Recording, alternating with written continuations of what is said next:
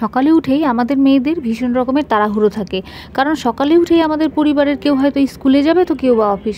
সেই সময়ে ঝটপট রেডি হয়ে যায় এরকম একটা ব্রেকফাস্ট করলে কিন্তু ভীষণ ভালো হয়। আর তার উপরে যদি সেই ব্রেকফাস্ট ভীষণভাবে হেলদি আর টেস্টি হয় তাহলে তো কোনো কথাই হবে না। তো আমি আর সেরকমই একটা ব্রেকফাস্ট তৈরি করব। তার জন্য প্রথমে এখানে 1 কাপ চিনি নিয়ে নিয়েছি, সেটাকে 2-1 বার ভালো করে ধুয়ে 2-4 মিনিটের জন্য একটু ভিজিয়ে রাখবো। আর আরেকটা বাটিতে সেই সমপরিমাণ কাপের 1 কাপ সুজি আর 1 কাপ টক দই নিয়ে নিয়েছি। এবার টক দই আর সুজিটাকে ভালোভাবে মেখে 5 মিনিটের জন্য ঢাকা দিয়ে রাখবো।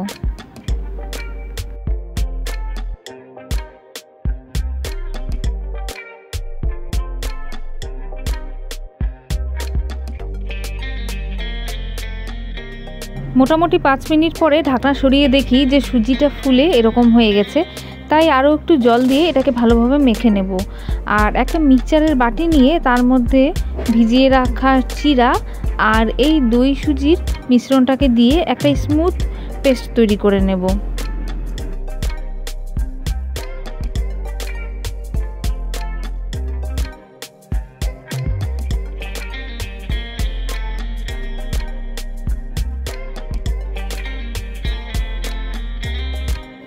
ব্যাটারটাকে ওই একই বাটিতে ঢেলে নেব আর মিক্সচারের বাটিটাকে ধুয়ে একটু জল দিয়ে দেব।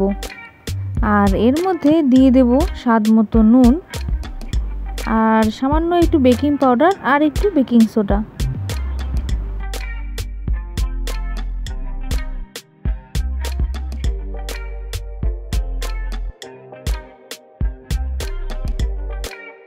তো এই দই সুজির মিশ্রণটা যতক্ষণ সময় রেস্টে ছিল ততক্ষণ সময় আমি এখানে বেশ কিছু সবজি কেটে নিয়েছি। আর এখানে একটা কড়াই বসিয়ে দিলাম। কড়াইটা গরম হয়ে গেলে দিয়ে দেবো তেল আর প্রথমে পেঁয়াজটাকে দিয়ে দেব। পেঁয়াজটা হালকা ব্রাউন কালার হয়ে গেলে এর মধ্যে বাকি সবজিগুলো দিয়ে দেব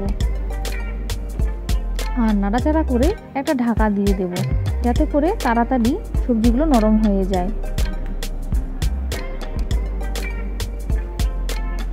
তো সবজিটা আমার মোটামুটি ভাজা হয়ে গেছে। এবার এই সবজিগুলোকে আমি এই তৈরি করে রাখা ব্যাটারের মধ্যে দিয়ে দেব, দিয়ে ভালোভাবে মেখে নেব।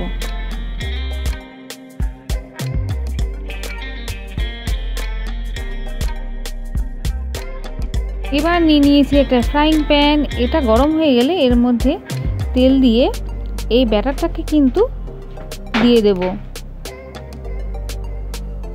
আর এই হাতাটার সাহায্যে এটাকে ভালোভাবে ছড়িয়ে দেব আর কিছুক্ষণের জন্য একটা ঢাকা দিয়ে দেব।